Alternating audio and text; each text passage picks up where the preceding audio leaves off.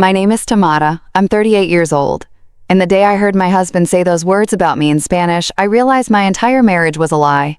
We had just walked into this beautiful apartment. The owner was speaking Spanish with my husband, and Marcus had no idea I understood every single word. Then he said one sentence that made my blood run cold. I stood there frozen, pretending to smile while inside my whole world was falling apart. Before I tell you what happened, please hit that like button and subscribe to this channel and drop a comment telling me what city you're watching from right now. I need to know I'm not alone in this. Now let me tell you how everything came crashing down. For 10 months, I had been living a double life. Every single night after Marcus settled in front of the TV with his beer and his sports games, I would slip into our bedroom, close the door quietly, and pull out my Spanish textbooks from their hiding place beneath the stack of bed linens in our closet. Thank you so much for listening to my story. If it touched you in any way, here's your chance to be part of something fun. Like this video, subscribe to the channel, and share it with 2 friends to enter our monthly lucky draw. At the end of every month, we'll randomly pick one lucky winner to receive an amazing prize. This month, you could win an Apple Watch, a MacBook, or $500 cash. The prizes will change in the future, so every month is a new chance to win something exciting. To join our community and stay updated on all contests and giveaways, send a message to +92 309 69174042. Don't wait. Like, subscribe, share, and maybe you'll be the one taking home this month's prize. I had this whole system worked out. I'd turn on the small desk lamp in the corner, angle it just right so no light would show under the door. Then I'd put on my headphones, open my notebook, and lose myself in conjugations, vocabulary lists, pronunciation exercises. It started innocently enough. I was scrolling through Facebook one evening, about 10 months ago, and an ad popped up for free online language courses. I don't even know why I clicked on it. Boredom, maybe curiosity, or maybe deep down I was looking for something, anything that was just mine. Something Marcus couldn't touch, couldn't control, couldn't take away from me. At first, it was just a fun distraction. I'd spend maybe 20 minutes here and there learning basic phrases, listening to the lessons while I folded laundry or washed dishes. But then something happened. I got good at it. Really good. Words started making sense. Sentences formed in my head. I could hear Spanish on TV and actually understand what people were saying. And for the first time in years, I felt capable, smart, like I had accomplished something real. But I never told Marcus. God, I could never tell Marcus, because 3 years ago, I made the mistake of getting excited about something in front of him. I had found this salsa dance studio downtown, and they were offering beginner classes on Saturday mornings. I was so excited. I'd always loved music, loved the idea of dancing, moving my body to those rhythms. So one night at dinner, I brought it up. I said, "Baby, I found this salsa class." I said I was thinking about signing up, maybe just trying something new, and Marcus laughed. Not a small chuckle, but a loud, unrestrained laugh, like I'd just told him the funniest joke he'd ever heard. He said, "Tem, you got 2 left feet and you know it. Why waste money on foolishness?" Then he went right back to eating his chicken like he hadn't just crushed something inside me. I tried to explain that I just wanted to try it, that it might be fun, that I needed something for myself, but he waved me off. "Baby, you know we got bills to pay. Can't be throwing money at every little whim you get." So, I didn't sign up for the class. I let it go, pushed that dream down deep, where all my other dreams went to die. 2 years ago, I thought maybe I could start a small business. Just something simple, selling handmade jewelry online. I'd always been good with my hands, creative. I spent weeks researching, watching YouTube videos, learning about Etsy and Shopify. I was so proud of myself for figuring it all out, so I told Marcus about it. One Sunday afternoon, he was in the garage, working on his car. I walked out there with my notebook full of ideas, my heart racing with excitement. I said, "Marcus, I've been working on something. I want to start a small online jewelry business. I've done all the research, and I think I could really..." He didn't even let me finish. He slid out from under the car, wiped his hands on a rag, and said, "Tam, You don't know nothing about business. That's my world. You stick to what you know." Then he went right back under that car like I wasn't even standing there. I stood in that garage for a full minute, just staring at his legs sticking out from under the car, feeling something inside me crack a little bit more. Last year, I mentioned culinary school. Just mentioned it. We were watching some cooking show on TV, and I said, I've always thought about going to culinary school, maybe getting certified, even working at a restaurant or catering company." Marcus didn't even look away from the TV. He said, "We ain't got money for your little hobbies, T. I'm the one bringing in real income here. Let's stay focused on what matters." What matters? Like my dreams didn't matter. Like I didn't matter. So when I found those Spanish classes online, something in me decided this time I'm not telling him. This time it's mine. He can't laugh at what he doesn't know about. He can't kill what he can't see. And I worked hard. God, I worked so hard. Every single night, while he watched football or basketball or whatever game was on, I was in that bedroom writing out verb conjugations until my hand cramped. I listened to podcasts in Spanish while I cooked dinner with one earbud in so he wouldn't notice. I read children's books in Spanish, then moved up to news articles, then actual novels. I practiced conversations with myself in the shower, in the car, when I drove alone in my head, while I sat across from Marcus at silent dinners. My online instructor told me I had a gift for languages. She said I picked things up faster than most of her students. She praised my pronunciation, my grammar, my dedication, and every time she sent me an encouraging message, I felt like I could breathe a little easier, like maybe I wasn't as useless as I'd started to believe I was. Because somewhere along the way, Marcus had convinced me that I was useless. Not with those exact words, maybe, but with every dismissive comment, every decision made without asking my opinion. Every time he reminded me that he was the one with the real job and the real money, he was telling me that I didn't have value, that my thoughts, my dreams, my voice didn't matter in our marriage. I work as an administrative assistant at a law firm downtown. I make $38,000 a year. It's not a fortune, but it's honest work. I manage schedules, coordinate meetings, handle correspondence. I'm good at what I do. My boss tells me all the time that the office would fall apart without me. But to Marcus, my job is just something I do to keep myself busy. Cute little office job, he calls it sometimes, with that condescending smile that makes me want to scream. Marcus is an operations manager at a logistics company. He makes $95,000 a year plus bonuses, and he never, ever lets me forget it. "Without me, where would you be?" He said to me more times than I can count. "Back in your mama's cramped apartment, that's where. Sharing a bedroom with your sister again at damn near 40 years old." Every time he says something like that, I feel myself getting smaller, like I'm shrinking inside my own skin, disappearing bit by bit, until there's almost nothing left of who I used to be. Because I wasn't always like this, quiet, submissive, afraid to speak up. 16 years ago, when Marcus and I met at that church cookout, I was different. I was 22, fresh out of college, full of dreams and energy. I laughed loud, talked with my hands, had opinions about everything. I was studying for my master's in education, thinking I'd become a teacher, maybe a principal one day. I had plans, big plans. Marcus was 25, working his way up at the logistics company. He was so charming back then, so attentive. He called me his queen. He said we were going to build an empire together. He'd show up at my apartment with flowers, with takeout from my favorite restaurant, with little notes telling me how special I was. He listened when I talked about my dreams. He asked questions. He seemed genuinely interested in who I was, what I wanted, where I saw my life going. Our wedding was beautiful, small, intimate, at my mama's church. I wore my grandmother's dress altered to fit me perfectly. Marcus wore a navy suit that made him look like a prince.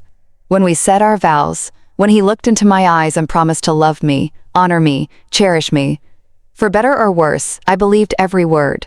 I believed we were going to make it. I believed in us. The first 5 years were good, really good. We were partners, best friends, lovers. We'd stay up late talking about our future, about the house we'd buy, the kids we'd have, the life we'd build. We'd take long walks around the neighborhood holding hands. We'd cook together, dance in the kitchen, laugh at stupid jokes. Marcus still asked my opinion about things. He still valued what I had to say. But somewhere around year 6, something shifted. Marcus got a big promotion at work. More money, more responsibility, more stress. And slowly, gradually, he started changing. Or maybe he didn't change. Maybe this was who he always was, and he'd just been hiding it well for the first few years. I don't know anymore. He started making decisions without consulting me. Big decisions like when he decided we were moving to a different apartment without even asking if I liked it. He just came home one day and said I signed a lease on a place in the northern part of the city. We're moving next month. When I tried to say I wished he'd discussed it with me first, he said, "It's a better neighborhood, better investment. I'm thinking about our future. You should be thanking me." Or when he bought a new car without telling me, just drove up in a brand new Mercedes and expected me to be thrilled. When I said I thought we agreed to talk about major purchases together, he said, "I'm the one making the payments.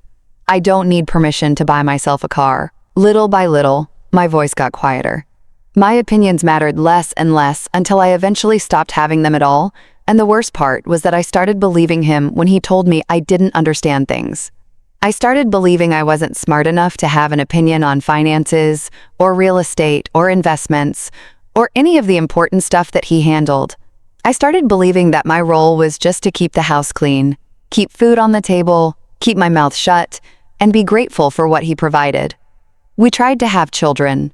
God, we tried so hard for 7 years. We tried. I took my temperature every morning, tracked my ovulation, scheduled sex like it was a business meeting. We went to fertility doctors, did all the tests, procedures, treatments that cost thousands of dollars and hurt like hell and led to nothing but disappointment month after month after month. The doctors couldn't find anything wrong with either of us. Unexplained infertility, they called it, which somehow made it worse. Like my body was failing at the one thing it was supposed to do, and nobody could even tell me why. After 3 years of trying, Marcus stopped wanting to talk about it. He changed the subject whenever I brought it up. He never said it out loud, but I could feel it in the way he looked at me sometimes, like I'd failed him, like I was broken, defective. We stopped trying, stopped talking about it. The nursery we'd started planning in our heads just vanished. And with it, another piece of what connected us disappeared too. These days, Marcus comes home late most nights. He says he's working, and maybe he is. He walks in around 8 or 9, eats whatever I've kept warm for him, then plants himself on the couch with his phone and the TV. We barely talk.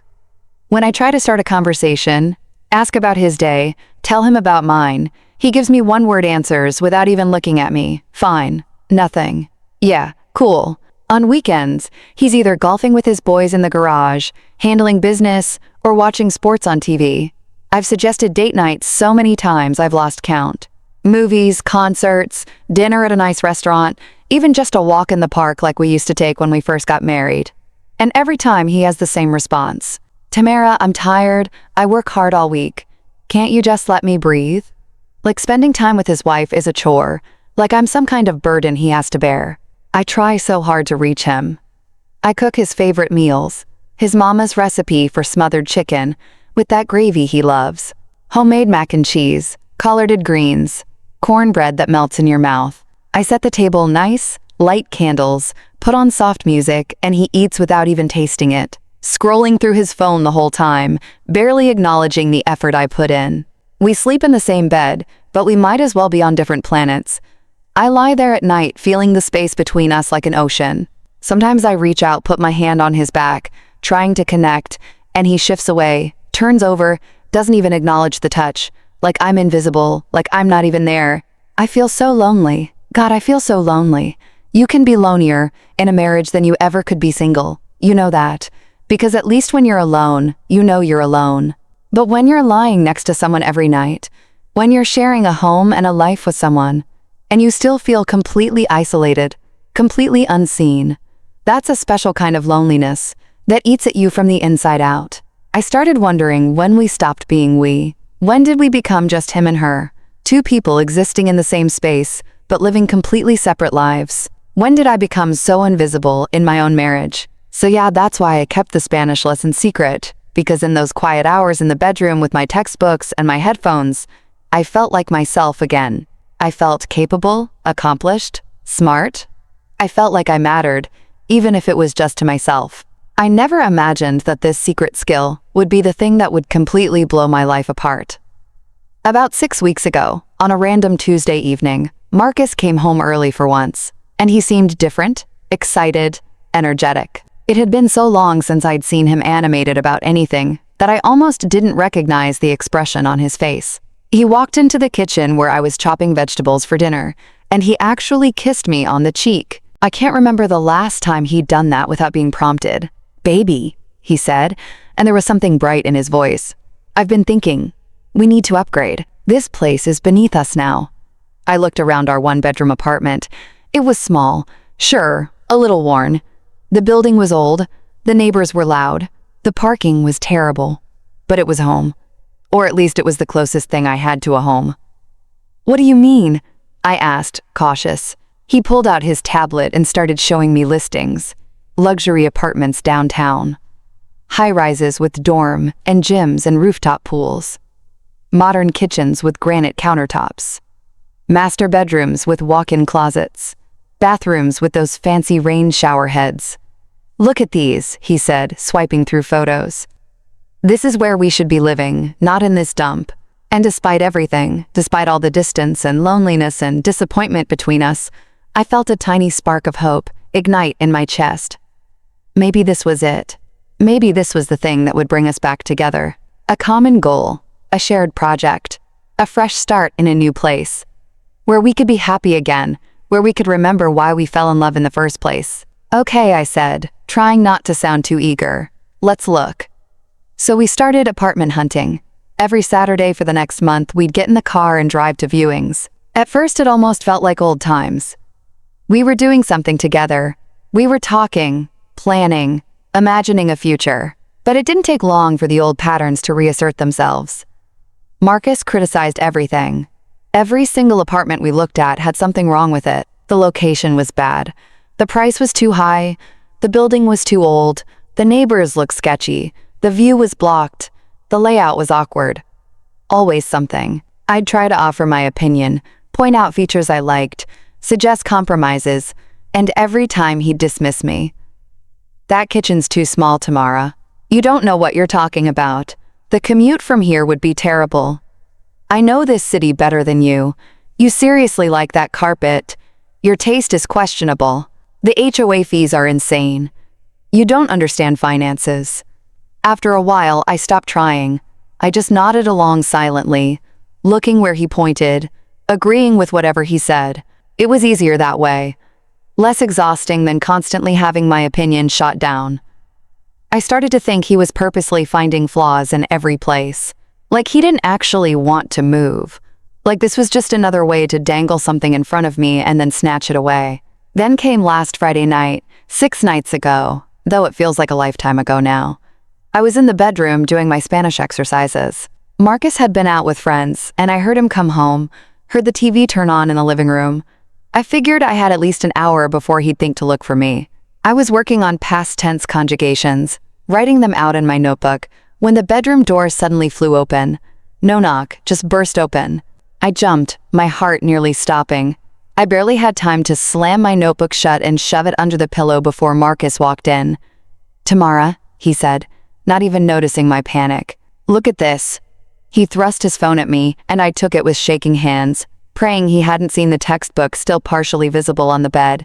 I quickly adjusted the blanket to cover it, while pretending to look at his phone. On the screen was a listing. A beautiful 3-bedroom penthouse downtown, floor-to-ceiling windows, modern everything, and the price, while high, was actually reasonable for what you got. "This is it," Marcus said, and there was certainty in his voice. "This is the one. 3 bedrooms, 200 square feet, great neighborhood. And get this, the seller's some Spanish dude heading back to Colombia, probably desperate to sell. I can lowball him." My heart started beating faster, but for a different reason now. A Spanish-speaking seller. We're viewing it tomorrow at 11 a.m. Marcus continued, taking his phone back. "Be ready." He walked out without another word, and I sat there on the bed, my textbook still hidden under the pillow, my mind racing. A Spanish-speaking seller.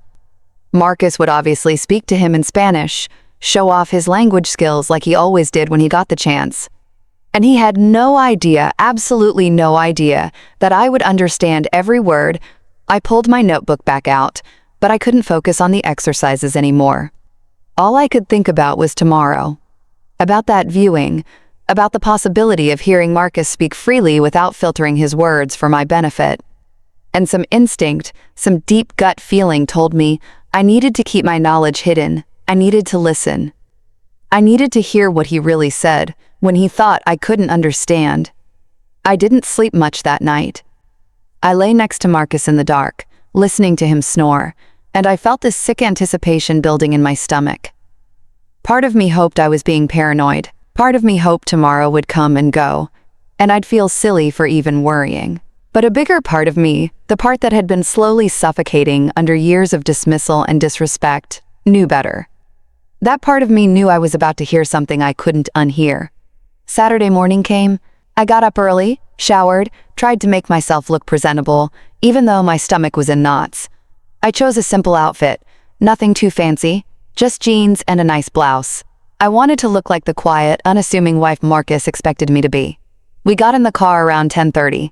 The apartment was downtown, about a 30-minute drive. Marcus was in a good mood, humming along to the old-school R&B station, drumming his fingers on the steering wheel. I stared out the window, trying to calm my nerves, playing scenarios over and over in my head. What if I accidentally responded to something said in Spanish? What if my face gave me away? What if Marcus figured out I understood? At a red light, Marcus glanced over at me. "Why are you so quiet?" he asked. "You look stressed." I forced a smile. "I'm fine. Just thinking about what, just hoping this apartment works out. Don't worry, baby," he said, and I heard that familiar condescending tone creep into his voice. "I'll translate everything for you. These foreigners try to be slick sometimes, but they can't game me. I got us." I nodded and looked back out the window. "You'll translate everything," I thought bitterly. "The question is, what will you choose to translate, and what will you hide?" We pulled up to the building at exactly 11 o'clock. It was beautiful, glass and steel, modern architecture framed by a circular driveway with a uniformed doorman standing at the entrance. The lobby was all marble and chrome with fresh flowers on the reception desk and abstract art on the walls. "Now this is what I'm talking about," Marcus said, looking around with approval. "This is where we belong." We took the elevator up to the 18th floor. I watched our reflection in the mirrored walls. Marcus looked confident, relaxed. I looked terrified. My face was pale, my hands clutching my purse straps so tight my knuckles were white. "Pull yourself together," I told myself. "Be invisible. Be quiet." Just like always, just like he expects. The elevator doors opened, and we walked down a carpeted hallway to apartment 1804. Marcus rang the bell. I heard footsteps inside. My heart was pounding so hard I thought it might burst out of my chest. The door opened. The man standing there was probably in his mid-50s, with salt and pepper hair, warm brown eyes, and a kind smile. He was wearing slacks and a button-down shirt, casual but neat. "Hello," he said in perfect English with just a slight accent. "You must be Marcus and Tamara. I'm Diego Martinez. Please come in." We shook hands. His grip was firm but friendly. Then he turned to Marcus and switched to Spanish. "It's good to meet you. Your email said you speak Spanish?" And Marcus, with that cocky confidence I knew so well, responded fluently. "Yes, I do. I've traveled to Spain and Latin America for business. Picked up the language pretty well." I stood there, my face carefully blank like I had no idea what they were saying. Diego smiled, then gestured to me and switched back to English. "And Mrs. Tamara, welcome. Please make yourself comfortable." Then he turned back to Marcus and said in Spanish, "Your wife doesn't speak Spanish." And Marcus, without even looking at me, said in Spanish, "No, she doesn't understand a word. It's fine. I'll translate for her." Something twisted in my chest. The casual dismissal, the way he didn't even glance my way. Like I was just there, a piece of furniture he brought along. Diego nodded, and I saw something flicker across his face. But he recovered quickly and gestured toward the living room. "Please, let me show you around." The apartment was stunning. Absolutely stunning. The living room had these massive floor-to-ceiling windows that looked out over the city. You could see for miles. The hardwood floors gleamed. The walls were freshly painted in soft, neutral tones. The furniture Diego had was modern and elegant. "Beautiful," I said softly in English, unable to help myself. Diego smiled at me warmly. Marcus barely acknowledged my comment. He was too busy inspecting the windows, checking the view. Diego started the tour, speaking in Spanish to Marcus, and occasionally switching to English to include me. He showed us the bedrooms, all spacious with big closets. The master had an ensuite bathroom with a soaking tub and a separate shower. The second bedroom was set up as an office, and the third was smaller but still good-sized. The kitchen was a dream. Granite countertops, stainless steel appliances, a huge island with bar seating. Everything was modern, high-end, barely used. As we walked through, Diego explained things about the building, the neighborhood, the amenities, and I listened. God, I listened so carefully to every word he said in Spanish, and I started noticing something. Marcus wasn't translating accurately. Not even close. When Diego said in Spanish, the HOA fees are very reasonable, only $450 a month, and that includes access to the gym, the pool, and 24-hour security.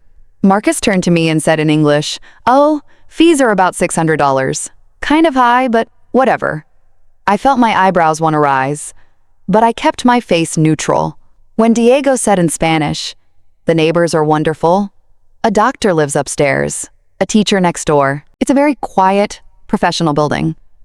Marcus translated for me as, "Neighbors are all right, mixed crowd. Hopefully they mind their business." Why was he lying? Why was he changing what Diego was saying? When we got to the kitchen, Diego said in Spanish, "All the appliances stay with the apartment. Everything is high-end, only 2 years old." Marcus told me, "Appliances are included, but they're kind of dated. We might need to replace them eventually." I wanted to scream, but I just nodded and smiled like the good, clueless wife he thought I was.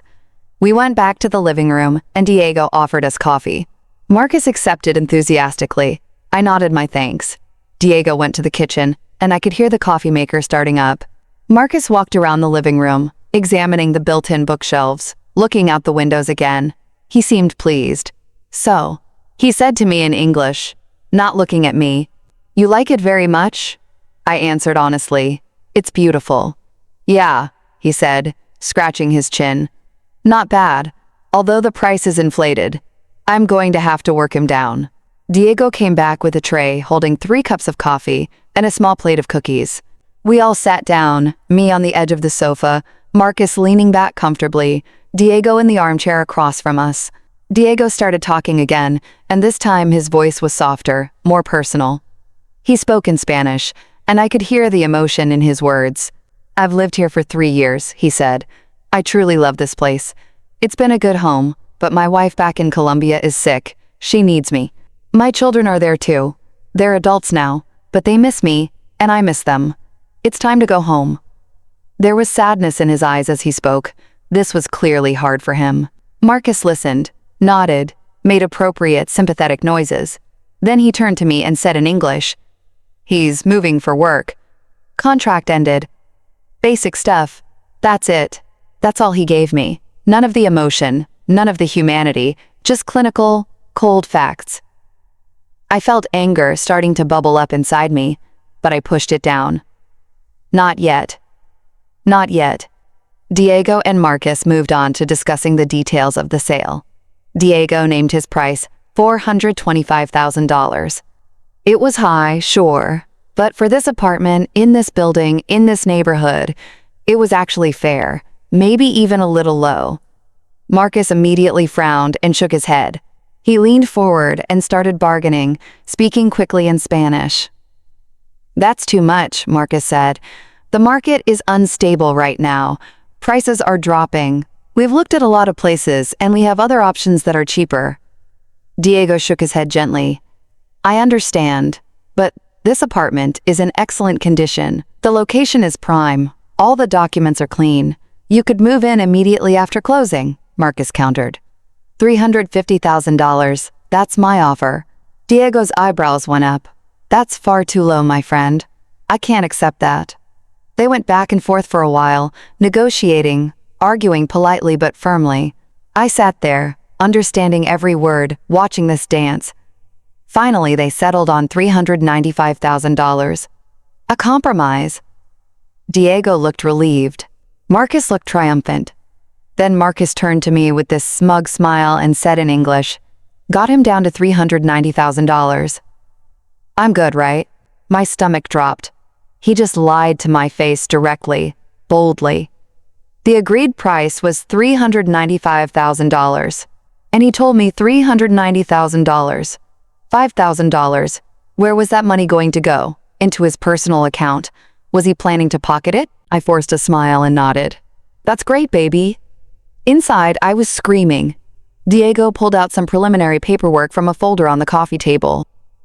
He and Marcus started discussing logistics, closing dates, inspection schedules, lawyers, and then Diego asked the question in Spanish, he said. And for the deed, the title paperwork, do you want both your names on it or just yours? I stopped breathing. Everything in the room seemed to slow down. I could hear my heartbeat in my ears, loud and fast like a drum. Marcus glanced at me. I was staring out the window, looking at the city skyline, my face carefully neutral. He must have assumed I was bored, not paying attention, lost in my own thoughts. He turned back to Diego, and in Spanish, clear as day, he said, "He doesn't understand these things." Anyway, time stopped. I swear to God, time completely stopped. I sat there frozen, my coffee cup in my hands, staring at nothing. My brain was trying to process what I just heard. But it was like the words wouldn't compute, like they were in a language I didn't actually speak, even though I understood every syllable. He was going to put the apartment in his name only. Our apartment. Our home. The place we were supposed to live together, build a life together, and he was going to make sure only his name was on the deed, which meant, if anything happened, if we separated, if he decided he was done with me, I would have nothing, no claim, no rights, nothing. I would be thrown out of my own home with nothing to show for 16 years of marriage. My hands started shaking. I gripped the coffee cup so hard, I thought it might shatter, but I kept staring out that window, kept my face blank, kept playing my role. Diego looked uncomfortable. I could see it in my peripheral vision.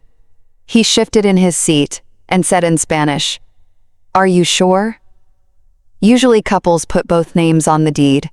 And Marcus, my husband of 16 years, the man I'd pledged my life to, laughed. He actually laughed, and then he said in Spanish words that felt like a knife sliding between my ribs, "Off what I provide." Why complicate things?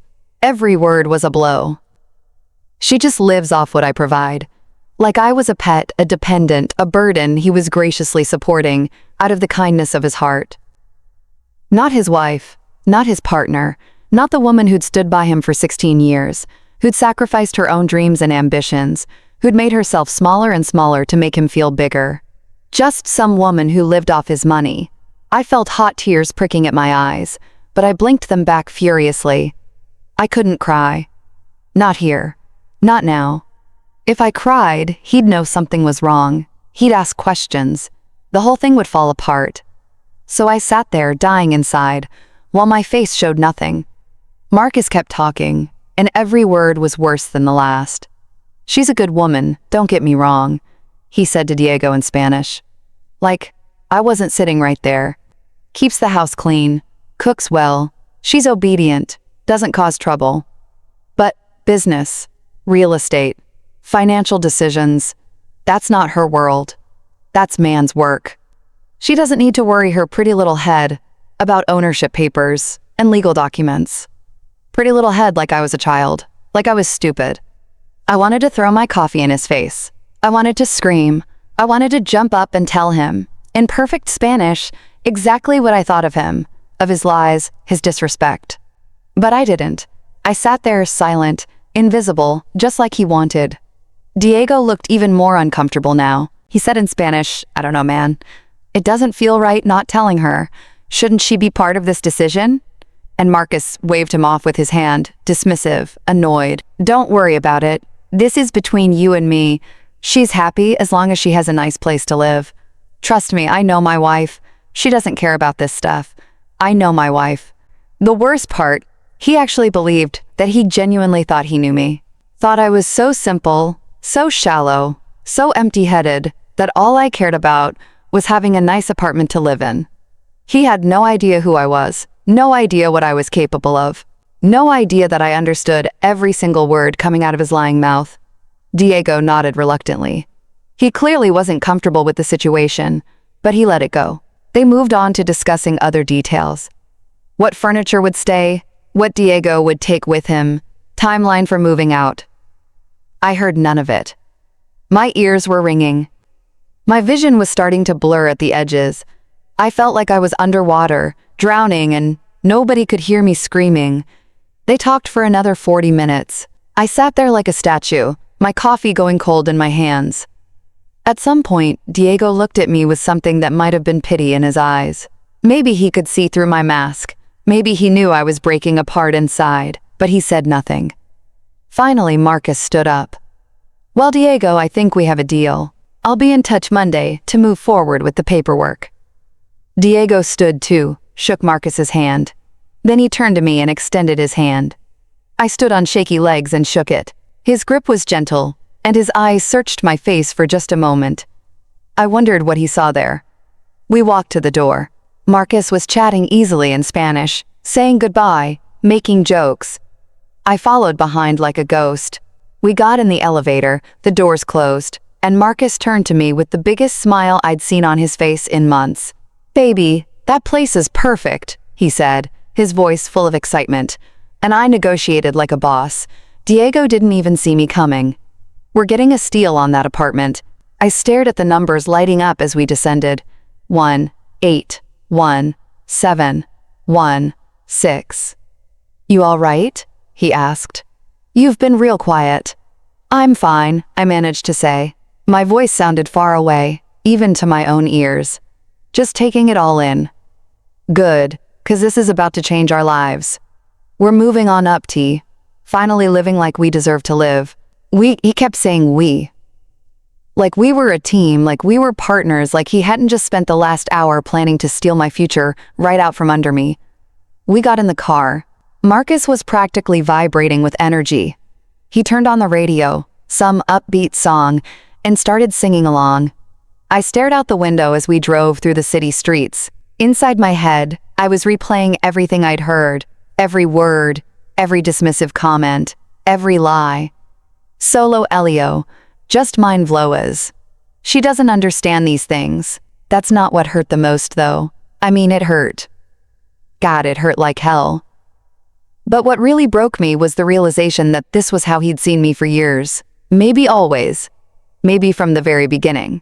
Not as a partner, not as an equal, as something he owned, something he controlled, something he could manipulate and deceive and discard whenever it suited him. 16 years. 16 years I'd given this man.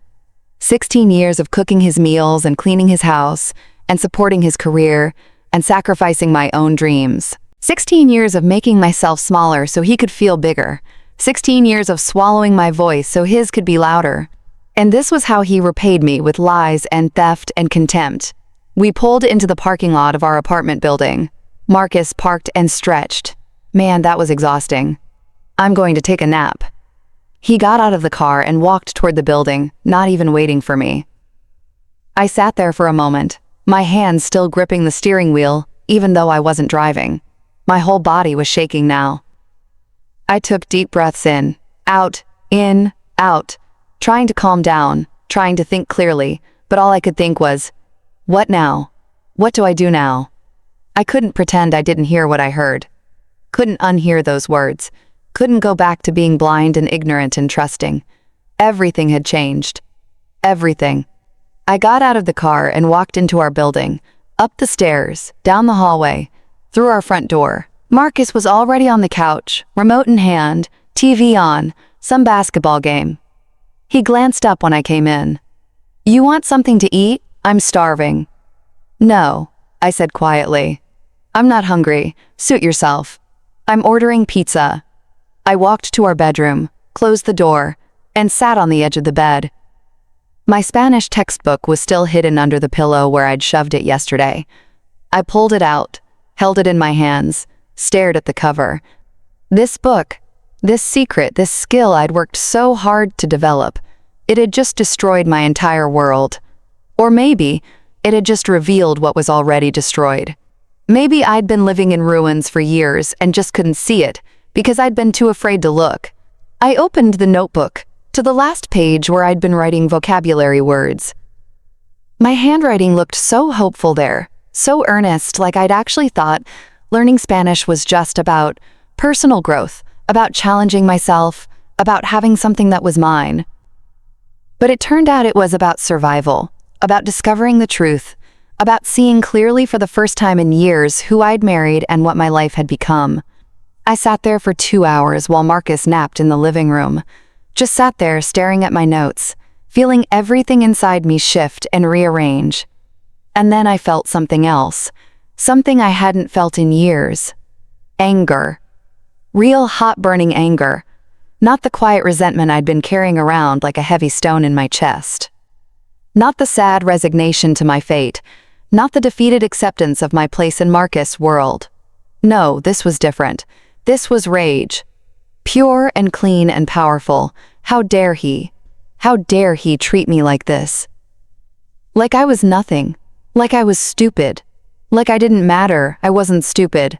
I taught myself Spanish in less than a year. I managed an entire law office.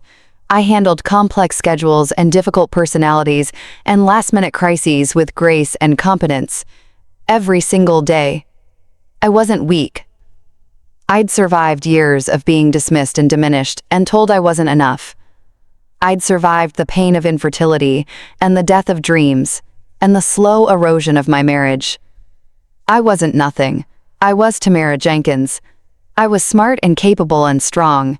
I'd just forgotten it because he'd spent years convincing me otherwise. But I remembered now. I stood up from the bed, wiped my eyes, looked at myself in the mirror on the dresser.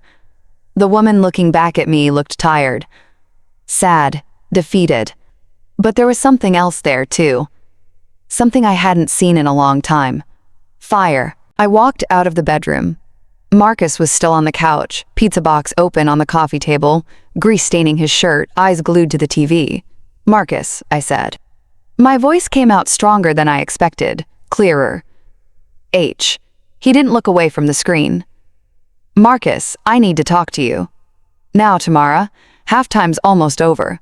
Can it wait?" "No," I said, and this time, my voice was sharp. "It can't." Something in my tone made him look up. He frowned. "What's wrong with you? Turn off the TV." "Excuse me?" I said, "Turn off the TV. We need to talk." He stared at me for a moment, confused by this version of me he didn't recognize. Then he picked up the remote and muted the TV. "Fine. What's so important?" I walked closer, stood between him and the television, crossed my arms, looked him right in the eyes. "Marcus, whose name is going on the deed for that apartment?" He blinked, shifted uncomfortably. "What?" "Both of ours, obviously. Why are you asking? Are you sure about that?" "Yeah, I'm sure." He was getting defensive now. "Why? What's this about?" "So, you're telling me," I said slowly, deliberately, "that you plan to put both our names on the deed, mine and yours, equal ownership?" "Yes, Tamara." He was getting annoyed now. "That's what I just said. Why are you grilling me?" I took a deep breath. This was it. The moment where everything either fell apart or finally came together. I looked at my husband, this man I'd loved for 16 years. This man who'd promised to cherish me. This stranger who'd been lying to my face for God knows how long. And I spoke in perfect, fluent Spanish. "Inan, the deed." The look on his face. God, I'll never forget the look on his face. All the color drained away. His mouth fell open. His eyes went wide. He looked like he'd been struck by lightning. "What?" he stammered. "What did you just?"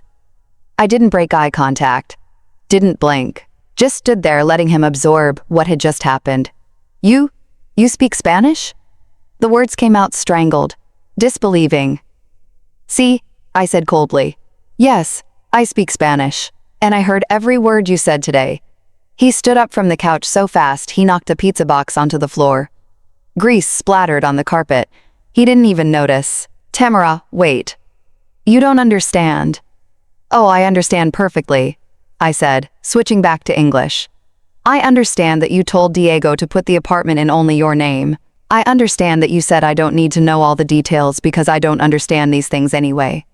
I understand that you said I just live off what you provide. Should I go on? Because I remember every single word. Marcus, every single word. His face went from white to red. He was panicking. I could see his mind racing, trying to figure out how to spin this, how to explain it away, how to make it my fault somehow. Baby, listen.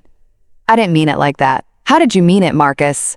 My voice was getting louder now. All that anger, all that pain, all those years of swallowing my words, it was all coming up and out. How exactly did you mean it when you told a complete stranger that I'm too stupid to worry my pretty little head about ownership papers? I never said you were stupid. You said I don't understand these things. You said it's man's work. You said I just live off what you provide like I'm some kind of parasite. I was just talking, just saying whatever to close the deal. You were planning to steal from me. I was shouting now, and I didn't care. You were going to put our home that we're buying together that I would be living in only your name, so that if anything happened, I would have nothing. Do you understand what you were doing to me? It's not like that. I was going to add you to the deed later. After I had no choice, after you'd already established ownership, after you had all the power and I had none. He started to speak, but I cut him off. You know what the worst part is? It's not even the apartment. It's that you've been doing this to me for years, making decisions without me, controlling everything, dismissing my opinions, making me feel small and stupid and worthless. And I let you convince me that I didn't matter, that my voice didn't count, that I should just be grateful you keep me around. That's not fair. What's not fair? I said, and my voice broke, is that I gave you 16 years of my life. 16 years of standing by you, supporting you, sacrificing my own dreams for yours. And you repay me by treating me like I'm nothing. You're not nothing. Then why would you plan to exclude me from owning our home? Why would you lie to me about the HOA fees and the price you negotiated? Why would you talk about me with contempt to a stranger? Explain it to me, Marcus. He opened his mouth, closed it, ran his hands over his face. He looked cornered, desperate. I don't know, he finally said. It's what made sense. It's simpler. If one person owns it, and I make more money. So you think that gives you the right to have all the power to make me completely dependent on you? You are dependent on me, he shouted back. And there it was, the truth he'd been holding back. You think your little office job pays the bills? I'm the one keeping us afloat. I'm the one with the real career. Without me, where would you be?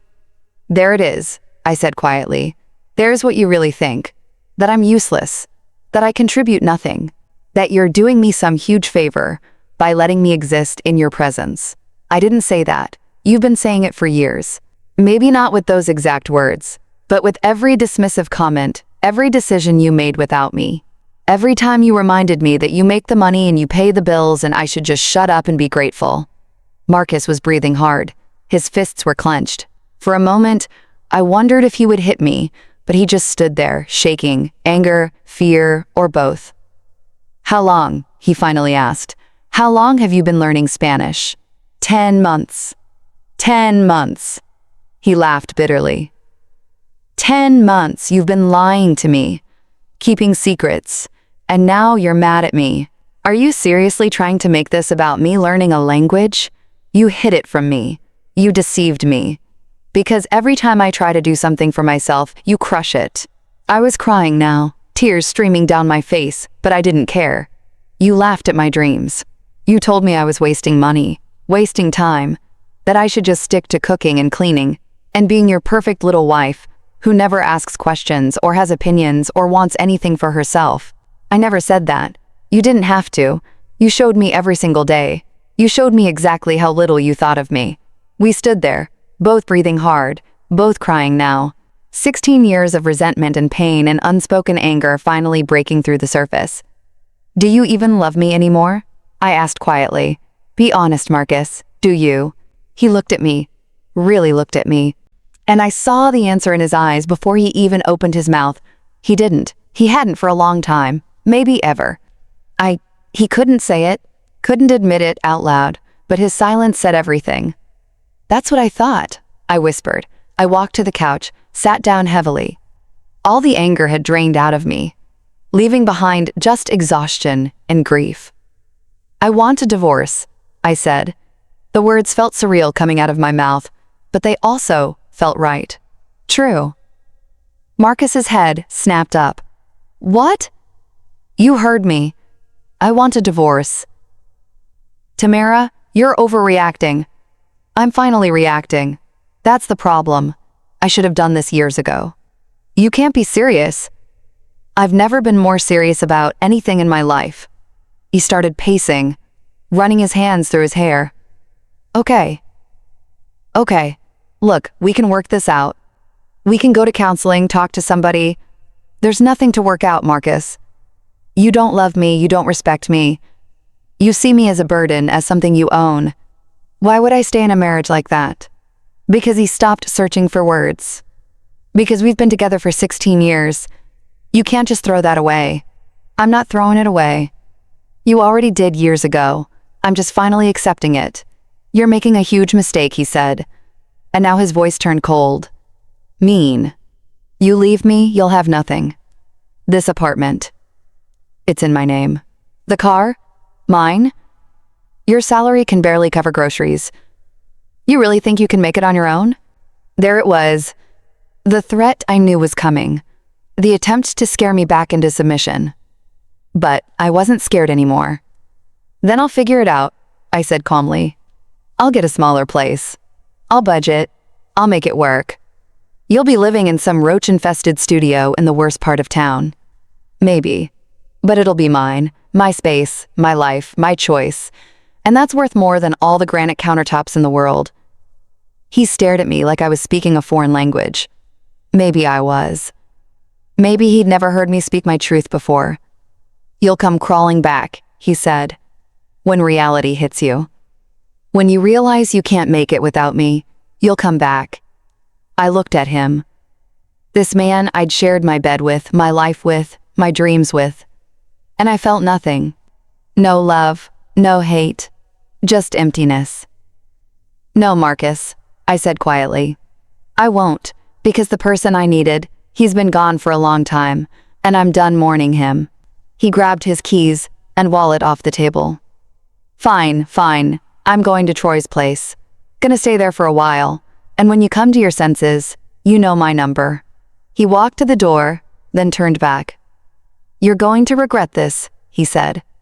The only thing I regret, I replied, is not doing it sooner. He slammed the door so hard, the pictures on the wall shook. And then I was alone. I sat there on the couch, surrounded by silence, by the pieces of my broken life scattered around me like that spilled pizza on the carpet. And I broke. I absolutely broke. I slid off the couch onto the floor and sobbed. Huge, ugly, gut-wrenching sobs that came from somewhere deep inside, from a place I'd been holding closed for years. I cried for the girl I was at 22, who thought love would be enough. I cried for all the dreams I had buried. I cried for the children I'd never have. I cried for 16 years of slow, painful erosion. I cried for the woman I'd become, small and quiet and invisible.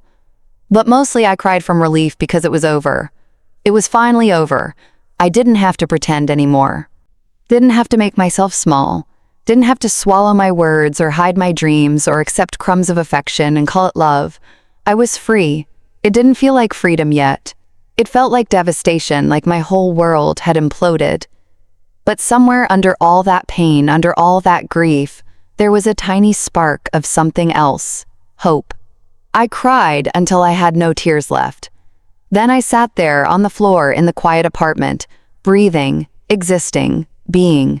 Eventually, I stood up, went to the bedroom, pulled out my Spanish textbook, and I wrote in it, in Spanish, words I needed to say, needed to claim, needed to make real.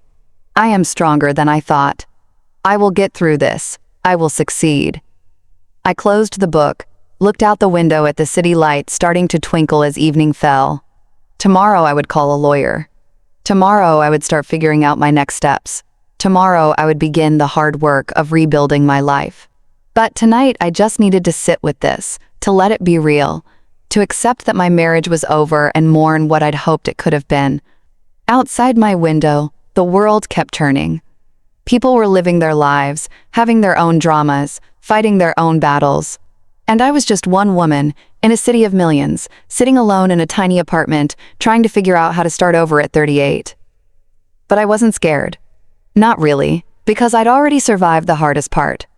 I'd survived discovering that the person who was supposed to love me most in the world saw me as nothing. And I'd found the strength to walk away. Everything else. That was just logistics. Monday morning, I woke up early. Marcus still hadn't come home, hadn't even texted. I got dressed for work, made coffee, tried to act like it was a normal day, but my hands were shaking as I stirred sugar into my cup. I had Diego's number from the real estate listing. At 9 a.m., before I lost my nerve, I called it. He answered on the third ring. Hello? I took a deep breath and spoke in Spanish. Diego, this is Tamara, Marcus, wife from Saturday. There was a pause. Then Tamara, you speak Spanish? Yes. I heard your entire conversation with my husband, every word. Another pause, longer this time. Then he said softly, I thought so. Your face. I could see you understood. I'm so sorry I didn't say something. It's not your fault, I said, surprised by how steady my voice was. You didn't create the situation, you just witnessed it. Still, I should have spoken up. It wasn't right what he was planning. No, it wasn't. That's why I'm calling. We won't be buying the apartment. I'm sorry to have wasted your time. Wait, he said quickly. Don't apologize. But can I ask what happened after you left? So, I told him everything. The confrontation, Marcus, reaction, my decision to divorce. It all came pouring out to this stranger who'd inadvertently exposed my husband's true character. When I finished, Diego was quiet for a moment. Then, he said something that changed everything. Tamara, if you want, I can hold the apartment for you. Just you? I almost dropped the phone. What, the apartment? If you want it, it's yours. I'll lower the price. I'll wait while you figure out financing. My daughter went through something similar with her ex-husband. I watched her struggle. I wish someone had helped her then, so let me help you now.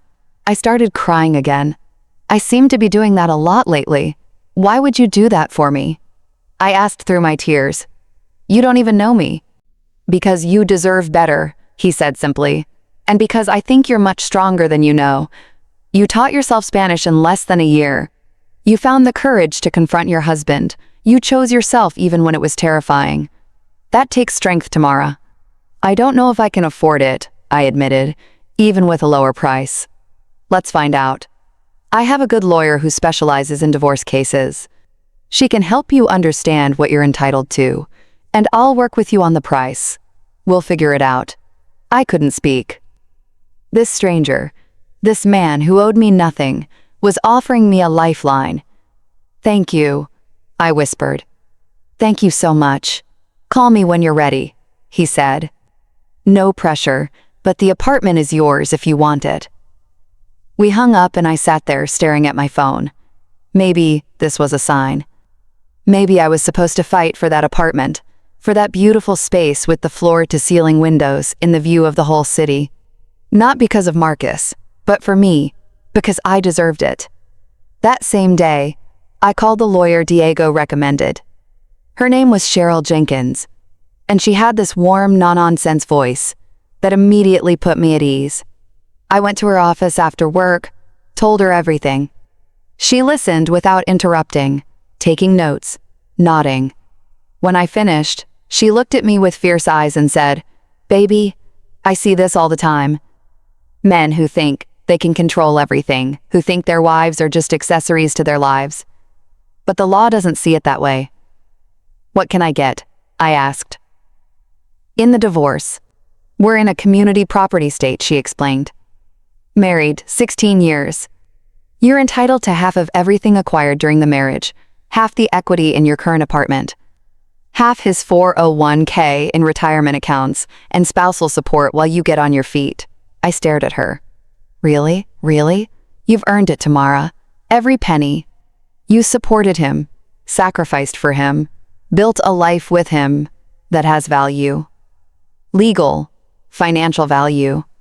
And we're going to make sure you get what you deserve.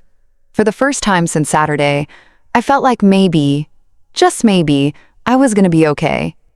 That week, I filed for divorce and had Marcus served with papers at his office. He called immediately, furious and panicked. You really did it? You actually filed? I told him I said I would. You're making a huge mistake. We can still fix this. There's nothing to fix, Marcus. It's over. You're going to ruin me financially. No, I'm claiming what I'm legally entitled to, what I earned by standing by you for 16 years. Tamara, please. Goodbye, Marcus. I hung up, blocked his number, and felt a weight lift off my shoulders. The next few months were hard. Really hard. The divorce process was draining emotionally and financially. Marcus fought me on everything, trying to claim he deserved more because he'd contributed more. But Cheryl was relentless. She fought for every dollar I was owed. During this time, I made other changes too. I updated my resume, added fluent in Spanish right at the top, started applying for better jobs, positions that would actually use my skills. I got called for an interview at an international consulting firm downtown. The HR manager looked at my resume and said, "You taught yourself Spanish in less than a year. That's incredible initiative." "Thank you," I said, sitting up straighter. I'm a fast learner, and when I commit to something, I see it through. They offered me the job 3 days later, $68,000 a year, almost double what I'd been making with benefits, bonuses, opportunities for advancement. I cried when I got the call. Happy tears this time. With my new salary and the equity I'd get from the divorce settlement, I could afford Diego's apartment. Barely, but I could do it. I called him. "Diego, it's Tamara. If the offer still stands, I want the apartment. It's yours," he said, and I could hear the smile in his voice. Welcome home, Tamara. 6 months after that terrible Saturday, I stood in the middle of my apartment. My apartment with my name on the deed. Just my name. The space was empty except for the furniture Diego had left, but it was mine. All mine. I walked to those floor-to-ceiling windows, looked out at the city spread below me, and I felt something I hadn't felt in years. Peace. I texted my mama. I did it. I really did it. She texted back immediately. "I'm so proud of you, baby girl. Come home for Sunday dinner. I want to hear everything." Over the next few weeks, I decorated. I chose bright colors, African art, plants everywhere, things Marcus would have hated, things that made Emmy happy. I got my hair cut, let my natural curls free, bought new clothes that made me feel confident and beautiful, started taking care of myself again, and I signed up for salsa classes. The thing Marcus had laughed at years ago, the dream I'd buried. Turned out I didn't have 2 left feet. I was actually pretty good. The music made me feel alive.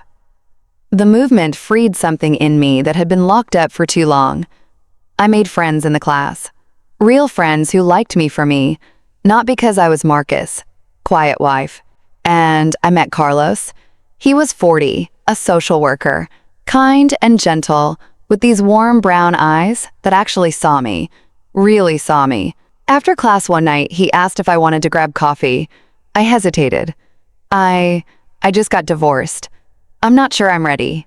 He smiled. How about coffee as friends then? No pressure. We talked for 3 hours. He listened, actually listened, asked my opinion, valued what I had to say. He told me about his work helping families in crisis, about his 2 kids he co-parented with his ex-wife, about his love of music and cooking and hiking. And I told him my story, everything, the Spanish lessons, the apartment viewing, the betrayal, the divorce. When I finished, he reached across the table and took my hand. "You're incredible," he said. "You know that." I laughed, embarrassed. "I'm not. I'm just trying to figure things out. You taught yourself a language. You found the strength to leave a toxic marriage. You bought your own apartment. You're building a whole new life. That's not just trying, that's being a warrior." Something in my chest cracked open in a good way. We kept meeting for coffee, just friends for a while. But slowly over months it became more. The first time he kissed me, I cried. "Did I do something wrong?" he asked, concerned. "No," I said, laughing through my tears. "I just forgot it could feel like this, like someone actually cares about me." "I do care," he said softly. "More than I probably should after knowing you such a short time. But there's something about you, Tamara. Something real and strong and beautiful." For the first time in 16 years, I felt cherished. 1 year after that devastating Saturday, I sat on my balcony with a glass of wine, watching the sunset paint the sky in shades of orange and pink. My phone buzzed. A text from Carlos. "Thinking of you. Want to come over for dinner? My kids want to meet the woman I won't stop talking about." I smiled, typed back, "I'd love that." A year ago, I thought my life was over. I thought without Marcus, I was nothing. That I couldn't survive. That I didn't just survive, I thrived. I have my own apartment, my own career, my own life, and maybe, just maybe, a chance at real love. The kind that lifts you up, instead of crushing you down. Learning Spanish wasn't just about the language. It was about proving to myself that I could do hard things, that I was smart enough, disciplined enough, strong enough. And when I heard those words in Diego's apartment, yes, it shattered me. But it also freed me because I finally saw the truth I'd been hiding from for years. Marcus didn't love me. Maybe he never did. Or maybe he did once and forgot how. Either way, I wasn't going to spend another day making myself smaller so he could feel bigger. At 38, I felt ancient, used up, finished. Now at 39, I feel like I'm just getting started. So to anyone watching this, who feels invisible in their own life, who's been told they're not smart enough, not strong enough, not enough, you are. You are enough. You just need to bet on yourself, because the person you're waiting to save you, it's not your husband, your parents, your friends. It's you. It's always been you. That day in Diego's apartment, I heard my husband say I was nothing. But I proved him wrong. I am Tamara Jenkins. I am 39 years old. I speak 2 languages. I own my own home. I have a career I'm proud of. I have people who love me and see me and value me. And I did it all by myself. So yeah, I'm enough. I always was. I just had to learn to believe it. Thank you so much for listening to my story. If it touched you in any way, please hit that like button and subscribe to the channel. Drop a comment telling me where you're watching from. And if you've ever felt invisible in your own relationship, let's support each other. Let's remind each other that we're stronger than we think. If you want to help me keep making these videos, there's a donation link in the description. Every bit helps, and I appreciate you more than you know. I post new real-life stories every single day. 2 of my most popular videos are popping up on your screen right now. Choose one and keep this journey going. Remember, you're stronger than you think. You deserve to be seen. You deserve to be valued. You deserve to be loved. And you don't need anyone's permission to choose yourself. Until next time, stay strong, stay true, and never ever let anyone make you feel small. You matter. Your voice matters. Your dreams matter. Don't ever forget,